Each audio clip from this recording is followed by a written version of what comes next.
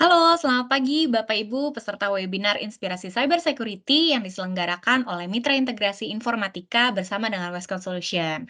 Selamat pagi Bapak Ibu, terima kasih sudah hadir di webinar ini yang kita selenggarakan di tanggal 17 Januari 2024 secara online. Terima kasih ya Bapak Ibu atas kehadirannya. Nah, Bapak Ibu, webinar Inspirasi Cyber Security ini kita akan membahas solusi dalam mengamankan API dalam multi cloud environment bersama teknologi F5 sebagai distributed cloud services. Perkenalkan Bapak Ibu, saya Desi sebagai Channel Account Manager di Westcon Solution, distributor yang bekerja sama dengan Mitra Integrasi Informatika. Bapak Ibu, hari ini kita, selama kurang lebih 1 sampai 1,5 jam ke depan akan belajar atau akan, lebih dalam mengetahui terkait solusi F5 ini. Di antaranya, kita akan mengetahui kapabilitas dan keunggulan teknologi F5 Distributed Cloud Services. Selain itu, kita akan membeberkan informasi keamanan terkait API di multi-cloud environment. Dan yang terakhir, kita akan menginformasikan bagaimana F5 dapat membantu integrasi dengan tools DevOps. Gitu. Nah, narasumber kita hari ini ada Mas Zayan selaku Process Engineer dari PT Westcon Solution. Tanpa berlama-lama, saya ingin memberikan kesempatan kepada Mas Riyaldi Syarif sebagai Product Manager F5 di MII untuk memberikan opening speech-nya. Kepada Mas Aldi dipersilakan ya, Mas.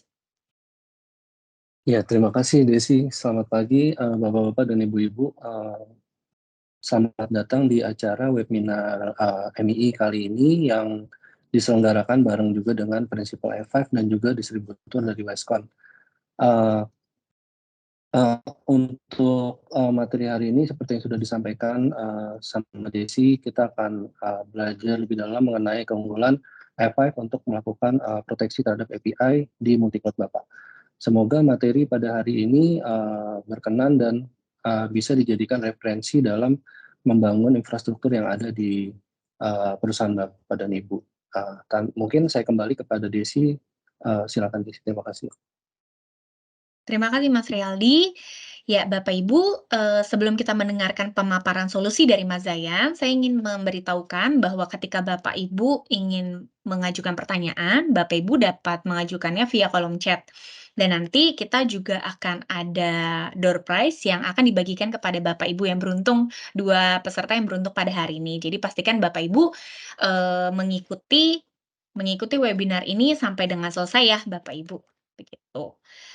Kalau begitu, tanpa berlama-lama lagi, saya persilahkan kepada Mas Zayan Fakriansyah sebagai Pre-Sales Engineer di PT Westcon Solution untuk memberikan pemaparan solusi terkait F5 Distributed Cloud Services. Silakan Mas Zayan. Oke, halo selamat pagi teman-teman semuanya. Sebelumnya saya izin perkenalan ya, nama saya Zayan. Sebelumnya saya izin share screen ya.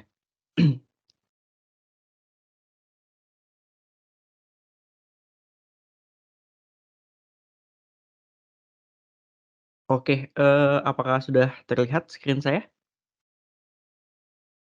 Sudah ya? Sudah, Mas. Oke, siap.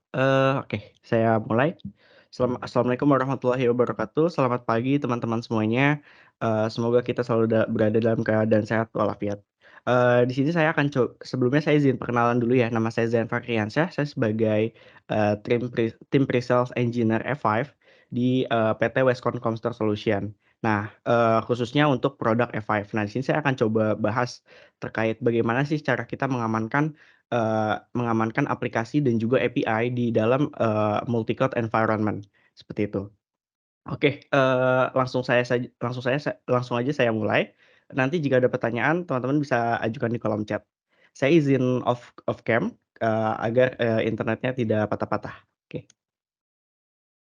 Oke, selamat pagi semuanya. Di sini saya akan coba bahas terkait aplikasi dulu ya. Jadi akan ada beberapa hal yang saya sampaikan, baik itu dari segi aplikasi, API, kemudian juga dalam network security-nya. Jadi event ini nggak hanya dihadirkan oleh tim network aja, tapi tim developer atau tim DevOps atau tim aplikasi itu semua bisa mengikuti webinar ini gitu. Nah, oke. Yang pertama mungkin saya di sini akan coba review sedikit ya. Seperti yang kita tahu bahwa saat ini tuh kita punya 2 modern aplikasi. Jadi ada yang traditional aplikasi dan juga ada modern application kayak gitu. Nah, kalau traditional application kayak apa sih contohnya? Misalkan kita, aplikasi kita masih monolitik gitu. Nah, kemudian ada juga yang namanya, modern application. Biasanya kalau modern application ini kita udah pakai kontainer atau misalkan kita udah pakai, Kubernetes, OpenShift, dan lain-lainnya, kayak gitu. Yang mana, eee, semua aplikasi kita ini, berupa kontainer dan didistribusikan di berbagai lokasi, kayak gitu. Nah, mungkin kalau misalkan kita pakai traditional application di dalam traditional data center, itu kita nggak akan ada masalah atau isu ya, karena semua, datanya itu kita ada di dalam satu tempat. Begitu juga di modern application ketika kita deploy di, infrastruktur kita sendiri, itu akan sangat mudah gitu. Kenapa? Karena, kita nggak perlu lagi nih ngedistribusiin tools-tools lain yang kita punya di beberapa tempat, kayak gitu. Nah, kemudian selanjutnya adalah kalau misalkan kita mengikuti perkembangan zaman ya, semuanya ini sudah berubah. Jadi nggak hanya aplikasi aja yang berubah. Tadi kan saya coba jelasin ya, jadi ada traditional application yang awalnya monolitik, sekarang semuanya udah serba kontainer atau modern apps gitu. Nah, selain, aplikasinya aja, tapi data centernya kita juga lama-lama makin berkembang gitu, yang awalnya kita masih, deploy server sendiri di data center kita, tapi sekarang kita sudah punya, cloud gitu. Jadi kita nggak perlu lagi beli, server, tapi, cukup menggunakan, layanan yang ada di cloud kayak gitu. Kita tinggal bayar berdasarkan penggunaan yang kita punya. Kayak gitu. Nah, di sini kita akan, mengalami beberapa masalah lagi. Kenapa? Karena dengan tersebarnya data kita, kita harus me-manage semua data kita dengan baik, gitu. Dan apalagi tantangan selanjutnya adalah, kita di setiap environment kita pasti aplikasinya berbeda-beda, gitu. Nah, sebelumnya saya mau coba bahas nih, kenapa sih kita pakai beberapa, cloud provider yang berbeda. Nah, biasanya perusahaan itu, akan mencari, cloud atau cloud provider sesuai dengan kebutuhan mereka. Misalkan, mereka butuh backup ataupun database, mereka bisa menggunakan AWS gitu. Kemudian kalau misalkan, untuk, web portalnya, itu mau disimpannya di mana, misalkan saya mau coba simpen di GCP misalkan, karena GCP lebih murah kayak gitu. Atau misalkan untuk, single sign on-nya dan lain-lainnya, itu saya simpen di Azure gitu, karena di sana lebih bagus lagi dalam, apa namanya, user management dan lain-lainnya, kayak gitu. Dan pastinya, setiap cloud provider itu kita membuat aplikasinya pasti berbeda-beda, kayak gitu, dan dioperasikannya pun dengan cara yang berbeda juga, kayak begitu. Nah, kemudian, kalau misalkan kita udah pakai modern application di berbagai tempat yang berbeda ini, maka antar tempat, atau, data center kita ini harus bisa saling terhubung, baik itu dari cloud ke data center atau juga ke, GCP atau AWS, kayak gitu. Nah, dan setiap kali, apa namanya, kita mengelola mengelola ratusan aplikasi ini akan lama-lama akan semakin susah gitu. Karena, banyak banget nih yang harus kita config dan juga, tools dan konfigurasinya pun juga berbeda-beda. Misalkan di AWS misalnya untuk, security-nya kita pakai, apa namanya, ada AWS WAF gitu. Kemudian kalau di GCP juga ada gitu, misalkan pakai Cloud Armor gitu. Nah, kalau misalkan kita perbandingkan itu kan 2 tools, yang konsepnya sebenarnya sama sebagai WAF, tapi fitur-fitur yang ada di dalamnya pasti ada salah satu yang berbeda kayak gitu. Nah, dari situ akan adanya kemunculan yang namanya inconsistent policy, kayak gitu. Dan, menurut laporan dari State of Application Strategy tahun 2023, itu menunjukkan bahwa 20% dari aplikasi yang dipunya sama perusahaan di dunia, itu rata-rata mereka memiliki 6 hosting yang berbeda, kayak gitu. Tujuannya apa? Tujuannya kayak tadi saya bilang, kayak gitu. Tujuannya mereka akan menyesuaikan dengan kebutuhannya mereka. Mana cloud yang paling bagus dalam segi performa untuk, database, mana yang bagus untuk penyimpanan, dan juga mana yang bagus untuk, melakukan compute engine-nya, seperti itu. Oke. Nah, kemudian kalau tadi kan kita bahas terkait modern application ya. Nah, kemudian sekarang secara connectivity-nya gimana? Nah, semakin berkembangnya zaman, kita udah, koneksinya udah nggak berdasarkan kayak network lagi, sekarang kita udah pakai yang namanya API, kayak gitu. Dengan adanya API, itu kita akan lebih mempermudah kita dalam, melakukan deployment aplikasi, gitu. Nah, di sini, akan ada banyak tantangan kita gitu, karena semakin banyak aplikasi yang kita buat ini, maka akan semakin susah kita mengamankannya, kayak gitu. Karena banyak banget nih, aplikasi yang harus kita kelola, yang ada di Alibaba, yang ada di AWS, dan juga di data center yang kita punya, kayak gitu. Kalau misalkan kita mau mengamankan seluruhnya, pasti akan ada yang namanya security more difficult gitu. Semakin banyak aplikasi yang kita punya, maka security konfigurasinya pun juga akan lebih sulit, seperti itu. Nah, di sini saya akan coba, menjelaskan singkat apa sih itu API gitu. Nah, API itu, kepanjangan dari Application Programming Language gitu. Nah, tujuannya apa sih adanya API? Tujuannya adalah, agar mempermudah kita komunikasi antar software kayak gitu. Misalkan dari teman-teman yang akses, dari HP ya, misalkan akses Instagram. Nah, misalkan saya mau login nih atau misal saya mau, scroll-scroll di, FYP-nya atau timeline-nya gitu. Nah, itu, Instagram itu akan ada yang namanya API. Tujuannya apa? Misalkan untuk ngedapatin gambarnya gitu. Tujuannya apa? Biar mereka bikin aplikasinya ini nggak terlalu sulit. Jadi cukup di-store di data store-nya mereka aja, ketika kita akses aplikasi, API-nya akan di-hit, kayak gitu. Nah, kemudian apalagi selain, komunikasi 2 software itu, selanjutnya adalah misalkan banking.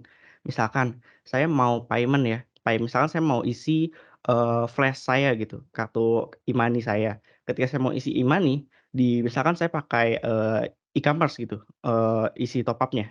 Nah, dari e-commerce itu pasti akan ada API yang di-hit ke banking, kayak gitu, untuk pembayaran dan lain-lainnya, seperti itu. Dan untuk request API-nya pun beragam macam gitu, sebenarnya lebih banyak lagi. Nah, cuman yang paling sering dilakukan adalah get, put, post, dan juga delete, seperti itu. Kemudian contohnya kayak gimana selanjutnya? Nah, misalkan kayak gini, misal saya buka aplikasi e-commerce.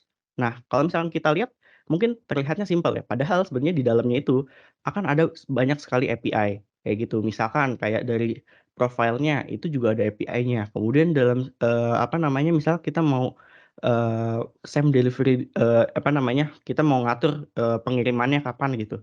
Nah, itu juga ada API-nya. Begitu juga dengan kayak transaction dan, payment dan lain-lainnya. Itu pasti berbeda-beda API-nya dan semakin banyak, kayak gitu. Maka dari itu, dengan semakin banyak API ini, kita harus meningkatkan, kesadaran kita untuk memproteksi API yang kita punya. Nanti mungkin saya akan coba jelaskan, untuk apa namanya, best practice-nya kayak gimana sih, nanti akan coba jelaskan di akhir. Nah, di sini saya akan mulai dulu dari what is API security. Nah, jadi sebenarnya kalau misalkan kita, belajar tentang API security, ada beberapa yang harus kita perhatikan, gitu. Biasanya di OWASP Top 10 itu ada dua hal di OWASP Top 10, ada API Threat Protection dan juga ada API Access Control. Nah, secara fungsi apakah sama atau berbeda? Nah, ini secara fungsi berbeda dan tools yang digunakan pun juga berbeda. Misalkan, saya mau melindungi API saya gitu dari adanya serangan threat atau, apa namanya, attack gitu. Kemudian juga misalkan saya mau melakukan content validation, nah itu saya pastinya harus menggunakan API Threat Protection. Nah, kalau misalkan kayak authentication, token, authorization, dan juga identity propagation, itu kita pakai, teknik yang API Access Control. Nah, kayak yang saya bilang tadi, untuk produk yang digunakan pun juga pasti berbeda. Ketika kita mau proteksi API security, pasti akan ada banyak integrasi, terhadap tools yang kita gunakan. Misal untuk API Threat Protection, kita menggunakan WAF gitu, Web Application Firewall, kemudian ada API Management, Application Delivery Control. Kemudian untuk access control-nya kita pakai apa? Biasanya kita pakai API Management, Access Management Software, dan ID as a Services, kayak gitu. Nah, ini yang saya maksud nih. Jadi kalau misalnya kita lihat di OWASP API Top 10, dia untuk yang API Access Control ada apa aja sih gitu. Nah, biasanya untuk access control kayak broken object level authorization, broken authentication, kemudian juga ada broken function dan juga ada improper inventory management. Kemudian dalam segi API threat, protection-nya ada apa aja? Nah, ada broken object proprietary, level authorization, hingga security misconfiguration dan unsafe consumption of API, seperti itu. Nah, ini yang harus kita proteksi. Nah, kalau sekarang pertanyaannya adalah, kenapa sih, API jadi, target para hacker, kayak gitu? Nah, di sini saya akan, coba review dulu nih dari beberapa, produk ini. Nah, kenapa API yang diserang gitu? Nah, apakah produk ini bisa memproteksi? Nah, produk ini, nggak bisa memproteksi API sepenuhnya kayak kayak gitu. Kenapa? Karena tugasnya mereka adalah mencari yang namanya malicious payload gitu. Sedangkan kalau misalkan kita pakai API, itu, mereka langsung nge-bypass ke existing security solution ya, maksudnya langsung akses ke API-nya. Nah, dengan cara apa? Misalkan nanti, saya coba ini ya, tampilkan misalkan pakai teknik broken object level authorization atau biasanya kita sebutnya BOLA, gitu. Nah, misalkan user A nih mau, ngambil data untuk infonya dirinya sendiri gitu. Nah, nanti tinggal dimasukin aja, ID-nya berapa kayak gitu. Kemudian begitu juga kalau misalkan user B, user C. Nah, semuanya ini ada di API endpoint-nya. Jadi yang mereka serang tuh API endpoint-nya, kayak gitu. Nah, contoh kayak gini, kalau misalkan ada API endpoint biasanya nanti akan ada yang namanya object ID. Object ID itu apa sih? Biasanya ini, unique key yang mengidentifikasikan sebuah, user atau data, kayak gitu. Misalkan saya mau, login menggunakan user James, berarti nanti object ID saya itu 101. Kemudian kalau misalkan saya mau ngelihat nomor teleponnya si, Andre ini berapa sih nomornya, tinggal saya masukkan object ID-nya 1002 kayak gitu. Nah, gimana sih cara kerjanya si bola melakukan eksploitasinya? Kayak gitu. Misalkan kayak gini, misalkan ada user James ya, James akan coba melakukan, login nih ke aplikasinya, login ke sebuah aplikasi atau sebuah ke endpoint. Nah, dia akan coba, masukkan user James, object ID, kemudian masukkan password dan lain-lainnya kayak gitu. User ID-nya 1001. Nah, kemudian nanti si, OAuth resource server-nya ini akan mendeteksi, oh ini ada traffic nih, ada traffic, legal dengan, akses token sekian kayak gitu. Nah, nanti traffic-nya akan diteruskan ke API yang ada di, backend gitu. Nah, kemudian, eee, dari API backend ini nanti akan ngasih informasi dari si, user James ini atau user, dengan object ID 1001 kayak gitu. Nah, bahayanya adalah ketika si user James itu kan tadi udah tahu ya API endpoint-nya yang dia hit itu object ID-nya berapa. Nah, dia akan coba iseng nih, coba ID-nya diganti jadi 1002 kayak gitu. Dia mau ngelihat usernya Andre tapi dia nggak mau melakukan autentikasi kayak gitu. Nah, nanti ketika dia masukkan, ID-nya, si OAuth resource server ini akan mendeteksi nih, oh ada yang request nih user, 1002 gitu. Nah, nanti dari API endpoint pastinya langsung dikasih. Nah, itulah yang dinamakan user ID bola, kayak gitu. Nah, rata-rata dari perusahaan ini nggak memproteksi hal-hal, simpel seperti ini. Kayak contohnya misalkan pernah ada kejadian di Facebook. Jadi kita bisa ngeposting sebuah, page tanpa harus melalui autentikasi. Misalkan, saya mau melakukan upload, page, di web, misalkan di profilnya misalkan Mark Zuckerberg gitu. Nah itu cukup saya ganti aja objek ID-nya, jadi objek ID-nya Mark Zuckerberg. Dengan begitu maka nanti postingannya itu akan langsung post di user-nya si Mark Zuckerberg, seperti itu. Nah itu yang disebut yang namanya broken object level authentication atau biasa kita sebutnya bola, kayak gitu. Nah, untuk kita memproteksi bola ini, kita harus ini ya, kita harus mempelajari yang namanya API Security Maturity Model-nya, gitu. Nah, di sini saya akan coba jelaskan ya. Jadi kalau dari level 1 apa sih, yang dilakukan? Nah, yang pertama untuk, memahami API Security Maturity Model ini kita harus tahu dulu nih API security itu apa sih? Ini level yang paling penting, kayak gitu. Ini level 1 level paling rendahnya gitu. Kemudian level 2 itu biasanya kita udah mulai menggunakan API gateway. Kita udah menggunakan API gateway, kemudian ada traffic management, kemudian juga sudah ada basic authentication-nya atau API key-nya.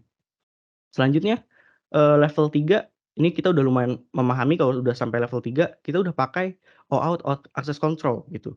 Kemudian kalau nah ini yang biasanya kita sebut, reactive security atau kita ini sudah menerapkan, API security model tapi masih di level reactive security. Nah kemudian nanti akan ada level selanjutnya, yaitu kita menerapkan WAAP deployment. Misalkan saya sudah pakai API discovery, kemudian buat protection, kemudian WAF protection. Nah, itu kita sudah berada di level 4. Yang mana itu kita udah di level proactive security. Berarti kita udah mulai aware nih, kayak gitu.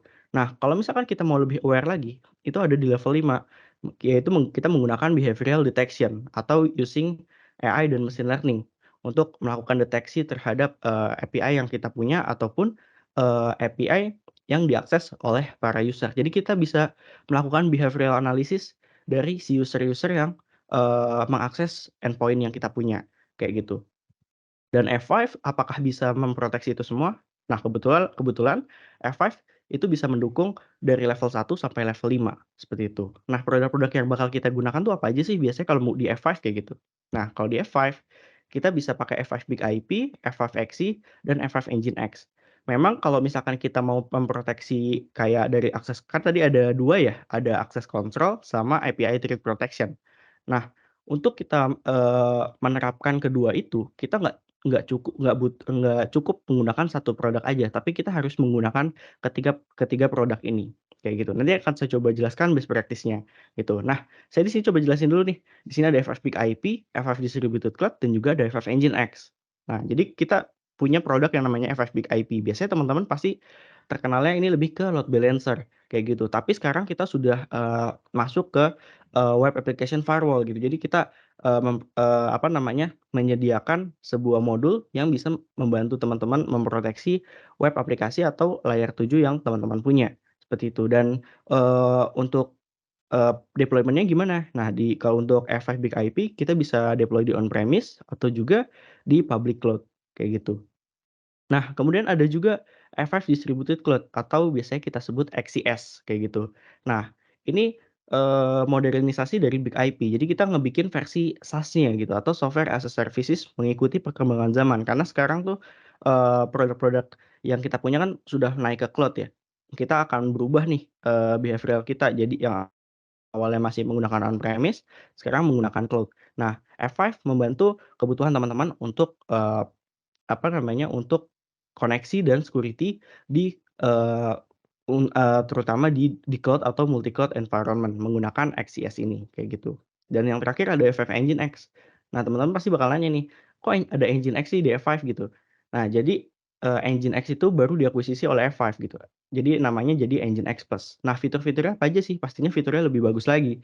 Contoh, biasanya kalau misalkan kita mau troubleshooting, aplikasi kita yang ada di Nginx, itu kita ini ya, apa namanya, untuk troubleshooting-nya kita harus cari sendiri atau kita masuk ke forum-forum gitu. Nah, tapi kalau misalkan, sekarang ketika kita mau troubleshooting, kalau misalkan sudah pakai F5 Nginx Plus, itu kita bisa open ticket gitu, jadi ada support-nya, itu yang pertama. Kemudian apalagi, di Nginx ini kita bisa ngedeploy API gateway.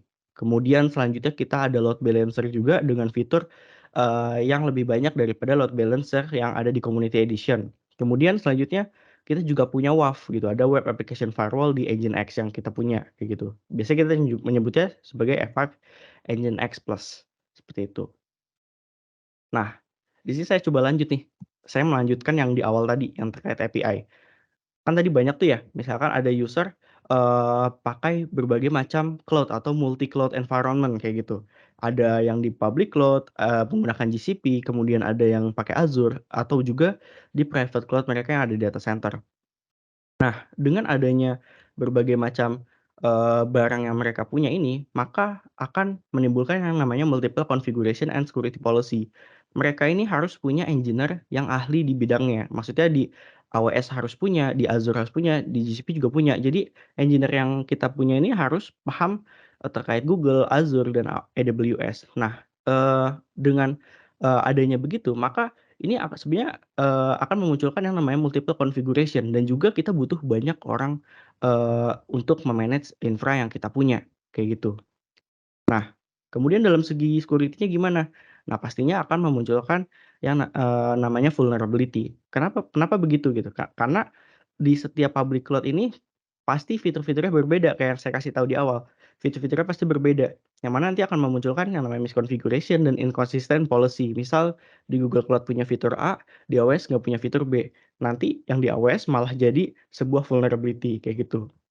Makanya kita harus men-centralize semua control dan deployment, security yang kita punya. Jadi seluruh aplikasi kita yang ada di public cloud itu harus kita lewatkan dulu ke F5 Global Network gitu atau XCS gitu. Tujuannya apa? Tujuannya untuk memfilter atau sebagai proxy-nya. Jadi setiap ada user yang mau akses ke aplikasi yang kita punya, itu mereka harus masuk ke F5 Global Network dulu. Dari F5 Global Network itu akan distribusikan ke public cloud atau private cloud yang kita punya. Dengan begitu, kita nggak harus nih paham terkait bagaimana cara mengonfigurasi WAF AWS, WAF di Google Cloud, atau juga di WAF di Azure, kayak gitu. Karena semua konfigurasi WAF-nya itu kita hanya ada di satu tempat atau ada di F5 Global Network aja, kayak gitu. Kemudian, bisa diintegrasikan ke DevOps tools atau enggak sih? Nah, itu juga bisa gitu. Misalkan saya mau, automation gitu, menggunakan Terraform atau GitLab atau pakai GitHub kayak gitu. Kemudian kalau misalkan saya integrasikan ke CIEM untuk melakukan monitoring dan logging, itu juga bisa. Kita bisa support logging ke Datadog, CIEM, CIEM ILK, atau juga menggunakan Splunk, seperti itu. Nah, dengan begitu, tim aplikasi, kemudian tim developer, tim network, dan tim SecOps ini nggak akan punya banyak banget tools nih. Jadi cukup toolsnya tuh cukup pakai FF Global Network aja gitu. Jadi mereka akan berkolaborasi di dalam satu platform gitu. Nah, kemudian sih saya coba coba bahas fitur-fiturnya ya. Tadi sini ada DDoS mitigation, ada web application firewall, ada bot defense, dan juga ada API security, kayak gitu. Nah, saya mulai dari DDoS mitigation. Nah, di DDoS mitigation maksudnya apa? Maksudnya kita bisa memitigasi adanya serangan DDoS, baik itu di layer 3 sampai layer 7. Kenapa? Karena, ini menjadi salah satu hal yang penting gitu untuk kita proteksi.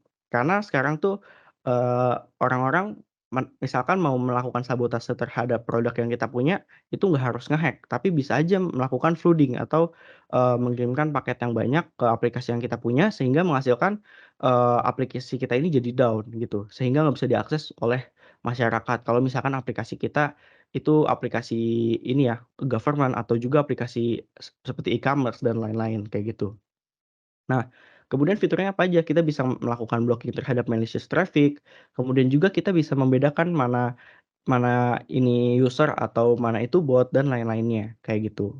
Kemudian selanjutnya, untuk dashboard-nya kayak gimana gitu. Nah, nanti kita akan ada dashboard-nya kayak gini, kayak gitu. Kita, bisa ngelihat nih, oh serangannya ini dari negara mana, kayak gitu. Kita bisa dapat visualisasi, oh berarti, negara-negara yang selalu melakukan attack ini bisa kita blok gitu atau kita blacklist gitu, sehingga mereka nggak bisa lagi melakukan serangan terhadap aplikasi yang kita punya, seperti itu. Kemudian juga kita di sini dapat, details details baik itu lognya, kemudian visual dan lain-lain. Tujuannya apa? Tujuannya biar kita menjadi lebih mudah lagi melakukan analisis, seperti itu. Kemudian kita juga bisa melakukan take action. Jadi kita bisa, apa namanya, bisa mendefinisikan nih, misalnya ada yang nyerang nih, mau kita blok atau mau kita allow. Nah, misalkan saya mau lagi misalkan emang lagi saya pentest lah aplikasi saya punya, pasti kan perlu kita allow dulu gitu, untuk keperluan pentest, yang kita gunakan, seperti itu. Kemudian ada juga FF Distributed Cloud WAF gitu. Jadi kita punya web application firewall, tapi adanya di cloud kayak gitu atau SaaS. Nah, fiturnya sama nggak sih kayak di, FF Big IP? Rata-rata semua fiturnya tuh sama, baik kayak dari signature based identification-nya, kemudian juga kita punya yang namanya, behavioral analysis kayak gitu. Jadi kita bisa mengidentifikasi, yang login ini user sesungguhnya atau bukan. Dan juga kita bisa meredus nih, kayak time spent untuk, resolving, false positive. Kalau misalkan kita pakai FF Big IP, kan banyak banget tuh konfigurasi yang kita lakukan, kayak misalkan kita harus konfigurasi false positifnya dan lain-lain. Tapi kalau misalnya kita pakai Exe, ini semuanya sudah automatic tuning policy kayak gitu. Jadi, akan ada machine learning yang akan mempelajari seluruh, path yang kita punya di web server yang kita punya gitu. Jadi kita bisa tahulah, oh ini path yang ilegal, oh ini path yang legal. Dan untuk cara apa, whitelist atau blacklist-nya pun juga sangat mudah, seperti itu. Kemudian ini kelanjutan dari WAF yang tadi, kita punya behavioral analysis kayak yang saya bilang tadi. Kita bisa ngelihat nih, user-user, yang malicious mengakses ke aplikasi yang kita punya, misalkan user Zayan. User Zayan ini biasanya kalau login sekali doang kayak gitu. Nah, tapi kok nih ada user Zayan tapi, violate login terus. Nah, nanti si Access ini akan mendefinisikan, oh berarti ini bukan user sesungguhnya atau misalkan ada, malicious traffic gitu. Nanti di sini akan di-rating sama mereka dari low, medium, hingga high kayak gitu. Ketika udah high, pastinya nanti akan ada action yang dilakukan oleh F5 secara otomatis. Misalkan mereka akan langsung mengirimkan captcha atau misalkan langsung diblok sementara dan lain-lainnya, itu bisa kita configure. Kemudian juga bisa kita, block user secara langsung, misalkan ada yang lagi login nih, ada yang lagi login tapi gagal terus atau failed login, langsung aja kita block user. Jadi, IP ini nggak akan bisa lagi, melakukan, login terhadap web yang kita punya, kayak gitu. Kemudian juga bisa juga kita allow list, jadi tinggal kita klik aja kayak gitu. Kalau misalkan kita pakai big IP mungkin akan ada banyak menu yang harus kita isi, tapi kalau di XCS itu jauh lebih mudah untuk melakukan manajemennya, seperti itu. Nah, scoring-nya itu based on apa sih? Nah, scoring-nya itu berdasarkan WAF rules yang di-hit. Misalkan dia melakukan serangan XSS kayak gitu. Nah, mereka, misalkan ada user yang melakukan XSS atau SQL injection sekali aja, maka nanti si XCS ini atau distributed cloud services ini akan mendeteksi, "Oh, ini malicious user nih, ini harus di quarantine," gitu, atau misalkan harus diblok sementara kayak gitu. Nah, itu scoring-nya. Kemudian lanjutnya adalah forbidden access attempt per layer 7 policy. Misalkan dia langsung akses ke slash berapa yang ada misalkan, slash login, di slash login tuh ada misalkan data-data. Nah, dia coba langsung akses ke datanya itu. Nah, nanti bisa langsung dideteksi sama si FFXCS, maka nanti trafiknya langsung diblok gitu. Jadi ketika mereka mau akses langsung, ya mereka harus login dulu, baru diizinkan akses, ke aplikasi yang kita punya, kayak gitu. Kemudian ada number of login failure, request rate, dan juga error rate, kayak gitu. Kemudian ada juga bot defense. Nah, bot defense kita sebenarnya ada 2 ya, kita punya, bot protection dan juga ada bot defense. Bedanya apa? Kalau bot protection kita itu include-nya di web application firewall. Nah, kalau bot protection dia mendeteksinya based on, signature yang kita punya aja, kayak gitu. Jadi berdasarkan signature yang dideteksi. Misalkan, berdasarkan IP-IP yang malicious gitu. Nah, itu bisa langsung, diblokir kayak gitu. Kemudian juga kita bisa membedakan nih, mana user, mana bot gitu atau, kalau misalkan kita punya WAF tapi nggak bisa membedakan mana bot, mana user, itu berbahaya gitu. Nah, kalau misalkan kita berbicara terkait bot juga, bot itu sebenarnya dibagi jadi 2 lagi, ada good bot, ada juga bad bot. Bedanya apa? Kalau good bot itu biasanya kayak contohnya search engine, misalkan saya pakai Google nih, saya searching misalkan facebook.com. Ketika saya, ketikkan facebook.com, maka nanti yang akan langsung muncul adalah webnya si Facebook. Kenapa bisa kayak gitu sih? Karena di search engine itu dia bisa mencari mana sih kata yang paling cocok atau domain paling cocok dengan facebook.com, kayak gitu. Nah, itu kita sebut sebagai good bot. Kemudian ada juga bad bot. Bad bot ini contohnya kayak apa? Misalkan mereka melakukan, scanning terhadap web yang kita punya. Kemudian dia melakukan, brute force. Nah, itu salah satu kategori untuk, bad bot, kayak gitu. Nah, WAF yang kita punya itu harus membedakan. Jangan sampai kita punya WAF tapi nggak bisa membedakan mana good bot, mana bad bot. Nanti output-nya apa? Misalkan, udah saya ke mode blocking nih WAF-nya, pas saya cari facebook.com kok nggak muncul-muncul, karena sama WAF yang kita punya itu langsung diblokir karena dia nggak bisa ngebedain mana itu good bot, mana bad bot, kayak gitu. Nah, kalau bot defense yang kita punya, bot defense ini kita punya ini ya, kita jadi bisa integrasi, menggunakan perusahaan Shape gitu. Jadi perusahaan Shape itu adalah perusahaan security yang menyediakan AI dan machine learning. Jadi di sini akan dianalisis setiap ada user yang akses aplikasi yang kita punya, itu akan dianalisis dan ada machine learning yang akan dipelajari. Dia ini user sesungguhnya atau bukan, atau dia ini bot atau bukan. Jadi pengetesannya itu berdasarkan signature dan juga berdasarkan AI dan machine learning. Bedanya itu, kalau di bot protection nggak ada AI dan machine learning-nya, tapi kalau bot defense ada, seperti itu. Kemudian yang terakhir ada API security. Nah, API security yang bisa kita lakukan tuh ada apa aja sih, gitu. Nah, API security yang kita lakukan tuh ada discover, enforce, dan juga observe. Nah, kalau discover, kita tuh bisa ngediscover seluruh API endpoint yang kita punya. Tujuannya apa? Tujuannya biar, saya dapat visual aja, mana sih API yang saya punya, kemudian saya bisa melakukan ini, apa namanya, klasifikasi, ini API-nya harus ditutup atau enggak dan lain-lainnya. Kemudian kita juga bisa melakukan enforce, misalkan kita bisa setting, rate limit gitu. Jadi, user ini hanya boleh, nge-hit 1 endpoint dalam sekali aja. Ketika dia lebih dari sekali, maka traffic-nya itu akan langsung diblok. Nanti akan muncul tuh respon code-nya jadi 429 atau too many request kayak gitu. Nah, kemudian selanjutnya di API discovery kita ini juga ada menggunakan using AI dan machine learning-nya. Tujuannya apa? Tujuannya kita akan mencari nih, dari setiap traffic yang masuk ke API endpoint ini, ada nggak sih, data-data penting. Jadi kita bisa mendeteksi adanya PII detection gitu. Jadi kita bisa ngelihat, oh nih ada credit card number nih, oh nih ada, transaksi gitu atau, ada nomor induk keluarga atau, NIK kayak gitu dan lain-lainnya. Nah, itu bisa deteksi sama PII akan langsung diklasifikasikan, oh ini nih API yang harus kita proteksi secara lebih bagus lagi, secara proper kayak gitu. Jadi kita dapat, gambarannya. Kemudian juga dia sistem learning-nya tuh kayak gimana sih, dia sistem learning-nya itu akan otomatis gitu. Jadi dia akan otomatis melakukan discover. Kemudian selanjutnya, bisa juga mendeteksi outliners atau shadow API. Shadow API itu contohnya kayak gimana? Misalkan, saya nge-develop satu aplikasi, kemudian saya karena lagi develop doang, API-nya nih, udahlah saya biarin aja gitu, API endpoint-nya saya biarin, nggak saya tutup. Kemudian karena setelah berbulan-bulan saya lupa nggak nutup, API itu. Nah, itu langsung masuk ke kategori shadow API atau API yang seharusnya kita tutup, tapi ini masih ada. Nah, hal ini tuh berbahaya karena pernah ada kejadian di salah satu perusahaan di Australia, jadi dia punya aplikasi, jadi engineer-nya ini ceritanya lagi develop sebuah aplikasi. Nah, ketika mereka nge-develop aplikasi tersebut, pasti akan adanya API-API, akan adanya open API-nya gitu. Nah, kemudian karena maksudnya nge-develop-nya nggak sampai selesai, akhirnya dibiarkan begitu aja. Setelah setahun atau 2 tahun kemudian, mereka mengalami yang namanya kebocoran data, gitu. Ada banyak sekali data mereka yang bocor, kayak gitu. Setelah dicari tahu padahal mereka sudah pakai WAF dan lain-lain.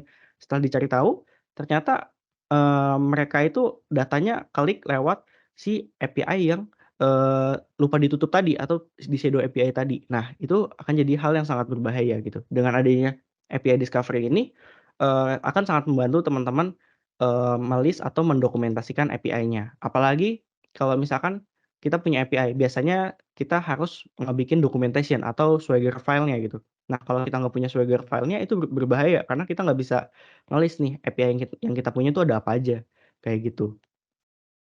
Nah, selanjutnya kita juga bisa dapat insight dari si API-nya. Jadi kita akan ditampilkan misalkan kita klik menu table-nya, di sini akan banyak vulnerability. Jadi kita bisa ngelihat dari API sekian, itu vulnerability-nya ada apa aja. Misalkan nih ada weak JWT, authentication nih atau JWT token gitu. Kita bisa ngelihat nih kayak kategorinya, description-nya, kemudian risk score-nya dan lain-lain. Jadi di sini kita dapat, insight bahwa, oh ini berarti harus saya perkuat nih, eee eee, JSON Web Token-nya kayak gitu. Nah, kemudian kita masuk ke menu use case. Use case dari si, FFXCS ini apa aja sih? Nah, biasanya kayak misalkan managing web app vulnerability. Jadi saya pengen apa namanya, memproteksi aplikasi saya menggunakan WAF kayak gitu. Kemudian selanjutnya, eee, information leaking gitu. Misalkan, saya nggak pengen adanya, informasi saya yang ke-leak atau data saya yang ke-leak dan juga false positive, suppression. Saya pengen meminimalisir adanya false positive gitu. Kemudian saya pengen misalkan eliminasi bot, baik itu fraud, dan abuse kayak gitu dan juga, saya pengen nih, apa namanya, menjaga aplikasi saya ini dari adanya serangan volumetrik kayak gitu, baik kayak serangan DDoS layer 3 atau juga di layer 7-nya kayak gitu. Kemudian, selanjutnya dari segi API. Nah, saya pengen nih, saya misalkan ya, saya punya banyak aplikasi, tapi saya nggak punya Swagger file nih atau documentation API-nya. Nah, kita bisa pakai API discovery-nya si F5 kayak gitu. Ketika kita menggunakan API discovery ini, kita jadi tahu, oh ini API kita yang kebuka gitu, yang diakses oleh para user yang kita punya, kayak gitu. Dan, selanjutnya adalah kita terbatas untuk scalability, kemudian juga slowing deployment cycle dan lain-lainnya, kayak gitu. Dengan menggunakan si Access ini, kita akan jadi lebih fleksibel, gitu. Nah, kemudian dalam segi deployment-nya kayak gimana? Nah, kita untuk segi deployment-nya pun juga fleksibel. Kita punya regional edge, customer edge, dan juga hybrid. Bedanya apa sih? Nah, kalau misalkan kita pakai regional edge, kita itu pakai, data center-nya si F5 gitu. Jadi seluruh traffic kita akan lewat ke data center-nya F5 dulu, baru dikirimkan ke server backend yang kita punya. Jadi setiap ada user yang akses aplikasi kita, itu harus lewat data center-nya F5 gitu. Kalau nggak kalau nggak gitu ya nggak bakal bisa akses kayak gitu. Nah, kemudian fiturnya ada apa aja? Pastinya nge-provide layer 3, layer 4 DDoS via network dan juga layer 7-nya ya. Kemudian juga advertise-nya via Anycast. Jadi kita punya banyak data center. F5 punya data center di Singapura, Hong Kong, dan juga di Eropa ataupun di benua Amerika pun juga ada dengan IP yang sama gitu. Jadi kita akses dimanapun itu nggak akan mengalami kayak nge-lag dan lain-lain gitu atau latensi yang terlalu tinggi kayak gitu. Kemudian juga ada customer edge. Kalau customer edge ini, misalkan saya nggak mau data saya lewat, data centernya F5 gitu. Maksudnya saya mau ada agent atau VM atau perantara yang saya install di on-premise saya. Nah, kita bisa pakai yang namanya customer edge kayak gitu. Dengan begitu, data plan-nya ada di, data center kita atau di on-premise kita, tapi untuk, distributed console-nya atau konsol, apa namanya, untuk manajemen konsolnya, itu tetap ada di SaaS gitu. Jadi datanya tetap lewat, langsung ke, apa namanya, data center yang Bapak Ibu punya, kayak gitu. Kemudian juga selanjutnya ada hybrid. Nah, misalkan, kayak untuk data-data transaksi saya lewatkan ke customer edge, karena saya nggak mau nih lewat ke data center-nya F5 gitu. Tapi kalau untuk yang web portal itu saya lewatkan ke data center-nya F5, itu juga bisa, kayak gitu. Itu untuk implementasi hybrid. Nah, contohnya kayak gimana? Nah, contohnya kayak gini, kita punya, regional edge, ini biasanya kita sebut regional edge, kemudian ada juga customer edge. Nah, misalkan, untuk deployment-nya tuh kayak gimana sih kalau untuk yang customer edge? Jadi akan ada satu VM yang kita install di data center yang kita punya, kemudian kita masukkan token-nya atau, semacam license-nya kayak gitu. Ketika token-nya ini kita masukkan, maka dia akan otomatis langsung terkoneksi ke, konsol yang ada di SaaS-nya si F5 kayak gitu. Kemudian kita ya manage konfigurasinya di sini aja gitu. Jadi kita nggak perlu lagi nih SSH ke sini dan lain-lain. Jadi cukup semuanya ini konsolnya itu ada di SaaS semua, tapi datanya tetap via, apa namanya, jaringan yang kita punya. Kemudian lagi misalkan di sini saya, mau connect antar data center secara private kayak gitu. Nah, ini juga bisa kayak gitu. Jadi kita harus, register dulu menggunakan token dengan ketika token-nya ini sudah terinstall, kita bisa bikin cluster kayak gitu. Ketika kita bikin cluster ini bisa kita bikin, jadi high availability. Jadi antar aplikasi kita ini kalau misalkan salah satu ada yang mati, masih bisa di-backup dengan, data center kita yang ada di tempat lain, kayak gitu. Nah, kemudian kalau misalkan saya mau, ada koneksi private gitu, misalkan saya ada private cloud, public cloud, ada headquarter. Nah, koneksi public cloud ke headquarter ini harus secara private, si private cloud ini nggak boleh tahu. Nah, ini juga bisa gitu. Jadi kita bikin semacam, external internal network-nya, kayak gitu. Nah, kemudian kalau dalam segi multi cloud networking-nya bisa atau enggak? Bisa juga, tapi untuk nge-deploy multi cloud networking-nya kita harus ada CCI ini, gitu. Dengan adanya CCI ini, maka kita akan lebih mudah untuk, manajemen, antar data center atau cloud yang kita punya, seperti itu. Dan yang terakhir, kita bahas coba API Security Reference Architecture, kayak gitu. Nah, kalau misalkan kita berpedoman pada Gartner, Gartner punya nih satu reference arsitektur. Jadi untuk memproteksi API, kita itu perlu ada API gateway, kemudian ada micro gateway-nya juga, kemudian juga dalam segi threat protection-nya pun juga ada. Nah, apakah F5 bisa semua? Bisa juga, F5 bisa memproteksi semua ini, kayak gitu. Dengan pakai tools apa aja gitu ya. Nah, ini kita akan butuh beberapa produk yang kita punya. Misalkan untuk segi, apa namanya, application network dan security layer, kita pakai distributed cloud services. Apa aja yang bisa diproteksi, kayak WAF, kemudian DDoS mitigation, kemudian, security API-nya, kemudian juga, bot defense, kayak gitu. Nah, kemudian, untuk akses kontrolnya pakai produk apa sih? Nah, kita bisa pakai BigIP, FF BigIP APM. Ini untuk authentication and authorization-nya, kayak gitu. Misalkan kayak OPAC token, kemudian OAuth-nya, dan lain-lain. Kemudian untuk API gateway-nya kita pakai apa? Nah, itu bisa juga pakai Nginx Plus, kayak gitu. Nah, best practice-nya kayak gimana? Kayak gini, ini gambarannya ya. Misalkan ini ada API endpoint yang saya punya, nah ini adalah tahapan-tahapan yang harus dilakukan oleh user kalau mau akses, API yang saya punya. Misalkan, dalam segi, apa namanya, sebentar saya coba. Nah, misalkan dalam segi protection di, layer security layer 7-nya. Nah, kita bisa nih proteksi pakai produknya si XCS. gitu. Nah, dia ini bisa nge-cover OWASP top 10 yang mana aja.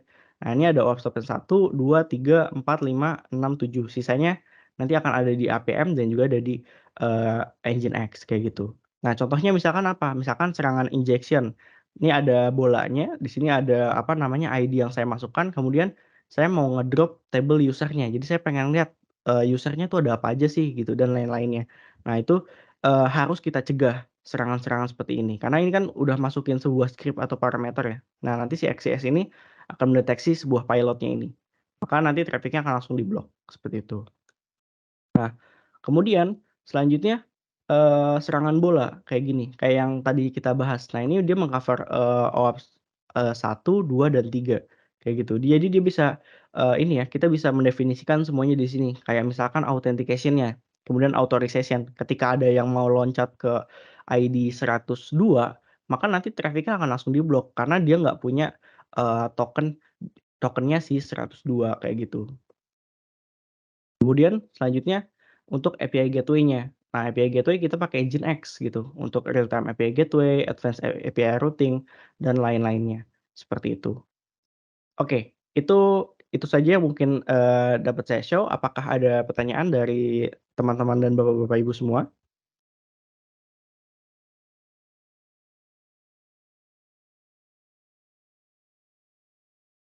Oke, ini boleh saya langsung jawab yang ada di chat, Mbak Iya, Mas Desi Dayat, atau mungkin Mas yang di grup, Rialdi? yang ada di chat mungkin ya, ada beberapa pertanyaan dari teman-teman. Oke. Oke, nah ini saya akan coba dari Bapak Andreas Valentino. Untuk multi-cloud approach, single configuration gateway-nya itu di SAS F5 gitu. Untuk lokasi SAS-nya sendiri ada di cloud apa ya? Nah, untuk konfigurasi SAS-nya itu ada di cloud-nya F5 sendiri. Jadi F5 punya data center. Nah, jadi seluruh konsolnya dan lain-lain itu ada di data center-nya F5 gitu.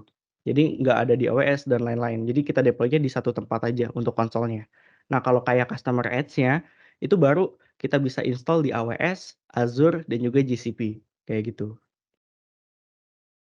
Untuk cek dashboard-nya apakah tersedia di F5 LTM, Big I F5 LTM atau Big IP Appliance. Nah, ini saya mau nanya dari Mas Riki Setiawan.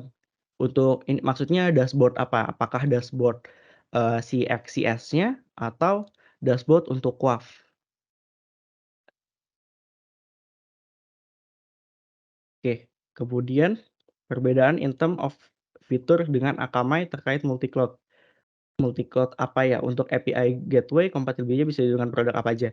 Nah, kalau misalkan, fitur API-nya F5 dengan Akamai bedanya apa? Misalkan kalau di Akamai itu dia perhitungan, apa namanya, API-nya itu berdasarkan, ini ya, berdasarkan bandwidth.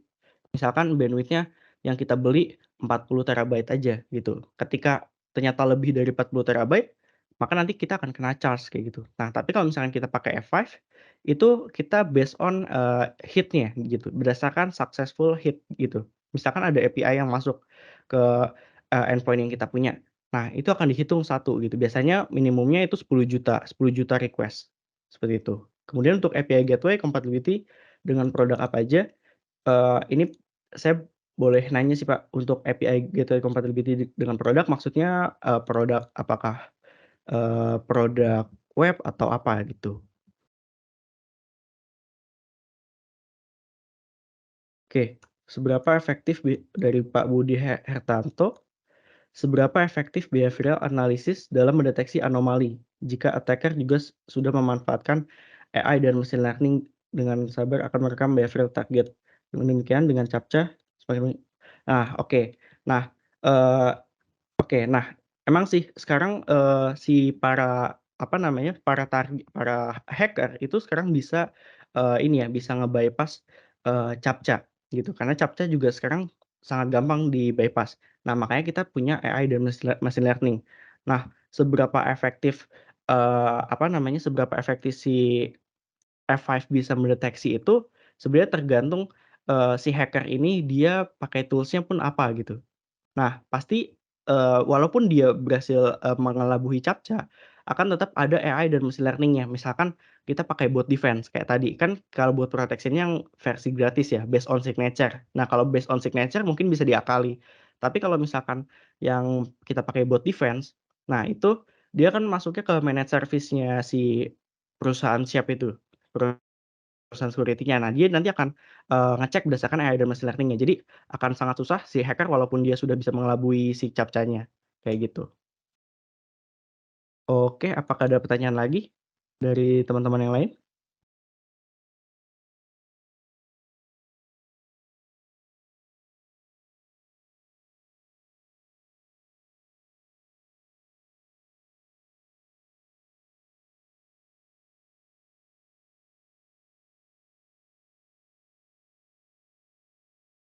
Dari Mas Riyaldi, apakah ada tambahan, Mas? Sudah cukup dari saya, Mas. Oke. Oke, mungkin dari saya udah cukup, Mas. Bisa coba dilanjut, Mas Riyaldi. Ini ada pertanyaan lagi, Mas, Oh, dari oke. Pak Budi Hartanto. Ya, dari sini. Pak Budi Hartanto.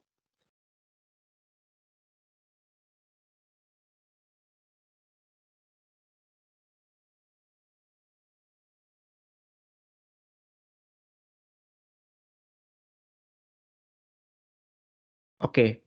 Nah, ini, kalau dikamuflase API-nya ini akan sangat susah sih, karena si API discovery yang kita punya itu, dia akan ngediscover seluruh traffic yang ada. Jadi ketika ada satu traffic API masuk, itu akan langsung dicari, langsung dilihat nih, traffic-nya itu kayak misalkan, dia langsung ngelihat API endpoint yang di-hit mana. Nah, nanti si F5 ini akan langsung, apa namanya, langsung ngasih analisisnya si XCS. Jadi si XCS ini langsung bikin analisisnya. Si API ini tuh, eee, analisisnya apa, kemudian vulnerabilities-nya apa. Jadi apakah, tidak bisa ter-discovery, nah itu akan sangat sulit sih, pasti pasti ter-discover, gitu. Itu untuk API-nya.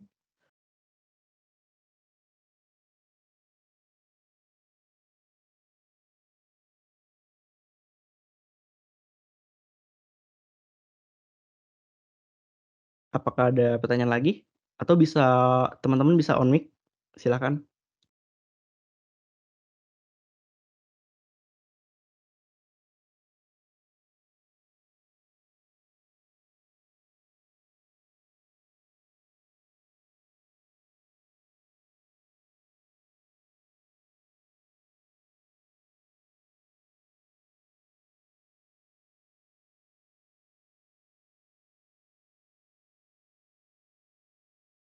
Oke, Mas, Riyaldi, apakah ada pertanyaan lagi, Mas?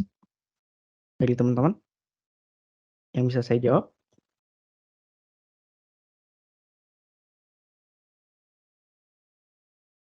Kelihatannya udah semua, Mas. Oke. Siap siap. Oke, mungkin dari saya itu aja, Mas Riyaldi, atau teman-teman kalau misalkan ada yang mau ditanyakan lagi, silakan bisa dilanjut chat, gitu.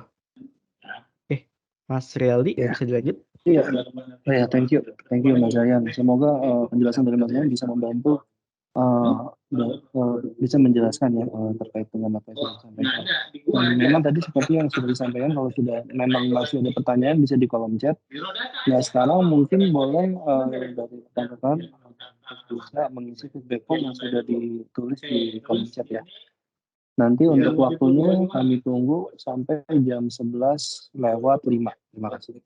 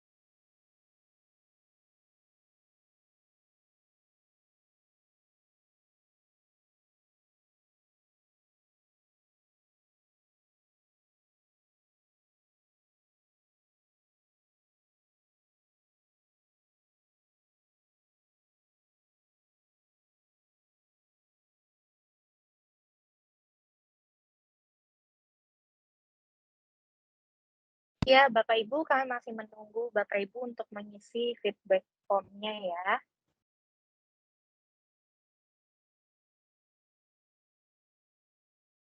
Bapak Ibu, terima kasih.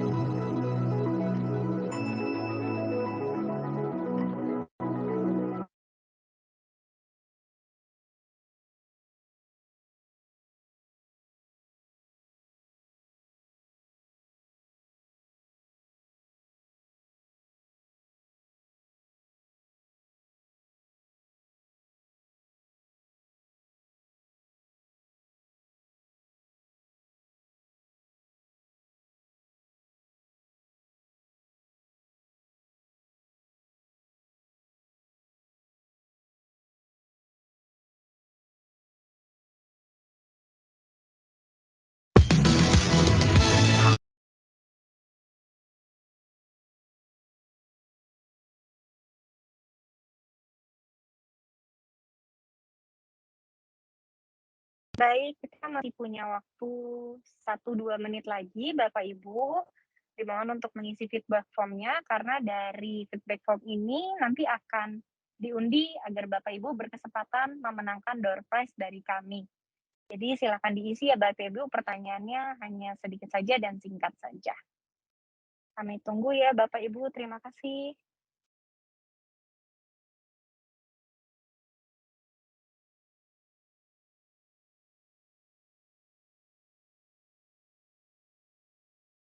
Mungkin untuk barcode-nya boleh ditampilkan kembali, tim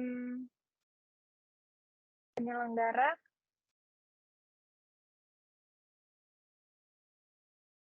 Baik, sebentar ya.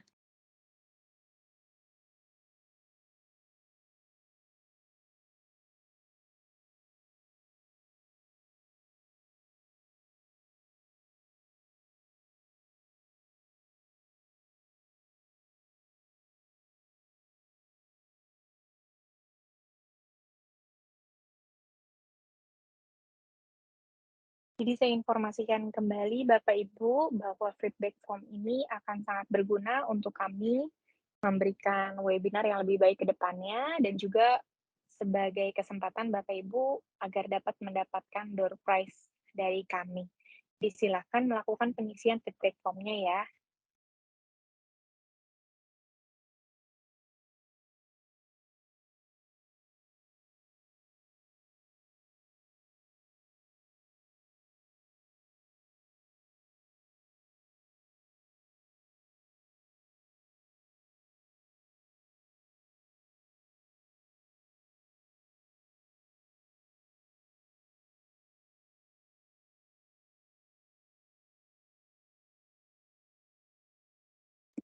Baik, kami berikan kesempatan 5-10 detik ke depan untuk menyelesaikan feedback form-nya ya Bapak Ibu, karena kita akan segera tutup untuk kita kunci nama-nama yang berkesempatan untuk mendapatkan door prize dari kami.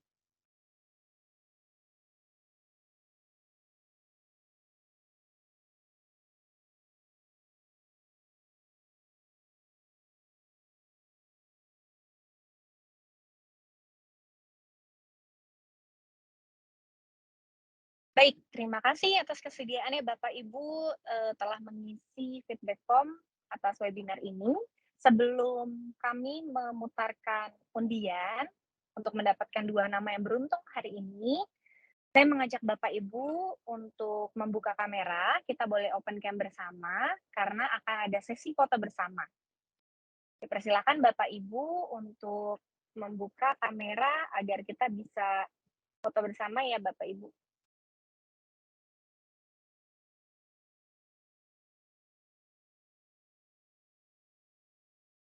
Oke, saya masih melihat beberapa kamera yang belum terbuka, belum di-open. Boleh Bapak Ibu kalau sedang bisa open cam, kami mohon untuk kerjasamanya open cam ya. Oke, kita tunggu beberapa detik lagi.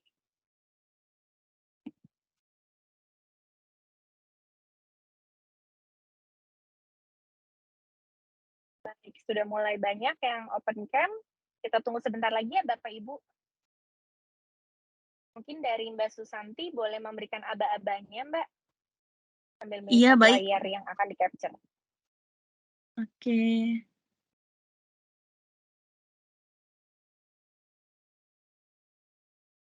Oke, mungkin kita mulai on cam dari sekarang. Semuanya kita hitungan ketiga saya akan screenshot untuk fotonya gitu ya. Semuanya siap? 1, 2, 3. Oke, mungkin bisa sekali lagi. 1, 2, 3. Oke, mungkin Bapak Ibu boleh gaya bebas kali. Oke. Kita hitung 1, 2, 3. Oke, baik. Terima kasih untuk Bapak Ibu sudah meluangkan waktunya untuk open cam dan foto bersama. Kita lanjutkan ke sesi door prize. Mungkin Kak Desi silakan. Ya, terima kasih Mbak Susanti. Oke, Bapak Ibu, ini adalah sesi terakhir dari webinar hari ini. Jadi dipersilakan kepada tim untuk men-share screen-nya. Kita akan memutar poros undian ya Bapak Ibu. Kita akan memutar 2 kali karena akan ada 2 pemenang door prize hari ini. Masing-masing akan mendapatkan saldo dompet digital sebesar Rp300.000 sebagai apresiasi kami atas kehadiran Bapak Ibu pada webinar hari ini. Jadi boleh mungkin diintip-intip dulu apakah nama Bapak Ibu ada pada layar. Kami ingatkan sekali lagi bahwa nama-nama ini adalah nama-nama yang telah melakukan pengisian feedback form ya Bapak Ibu. Oke, kita akan memutarnya ya. Untuk putaran pertama dihitung 3, 2, 1. Oke, Bapak Ibu, dan nama yang beruntung untuk hadiah pertama, saldo dompet digital Rp300.000 adalah Bapak Johnson. Oke, untuk validasi Bapak Johnson mungkin boleh chat di chat box. Saya hadir seperti itu ya. Kita tunggu apakah Bapak Johnson hadir.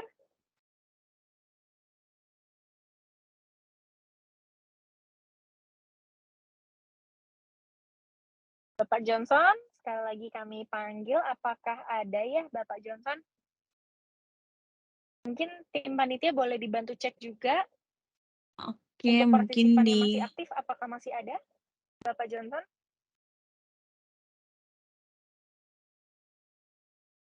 Untuk saat ini nggak ada. Oh, nggak ada ya. Baik, kalau begitu kita akan memutar ulang ya. Jadi dipastikan Bapak Ibu mengikuti webinar ini hingga akhir ya Bapak Ibu. Kita putar sekali lagi untuk pemenang pertama ya.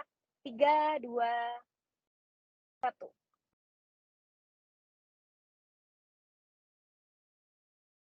Oke, inilah yang beruntung mendapatkan saldo dompet digital Rp300.000. Dan yang beruntung adalah Bapak Budi Hertanto. Bapak Budi, apakah masih bersama kami? Oke, Bapak Budi hadir ya. Selamat ya Pak Budi. Nanti kita akan hubungi Bapak Budi untuk menyampaikan hadiahnya. Dan untuk kesempatan terakhir, Bapak Ibu, kita akan memutar sekali lagi. Sekarang akan dimulai 3, 2, 1.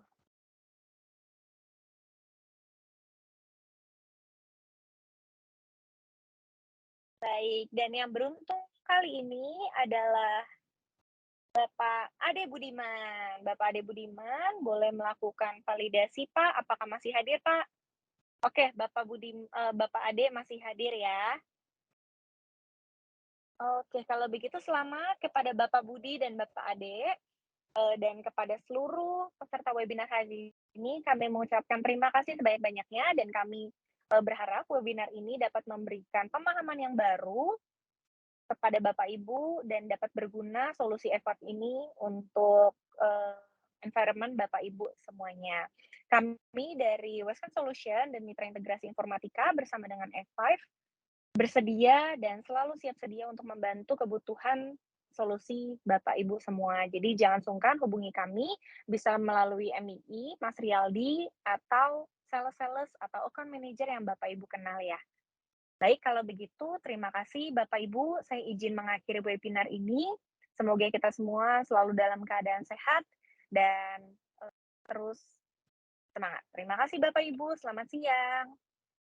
Terima kasih, Terima selamat kasih. siang semuanya. Terima kasih Terima semuanya. kasih, selamat siang. Terima kasih MII dan tim. Terima kasih Bapak Ibu.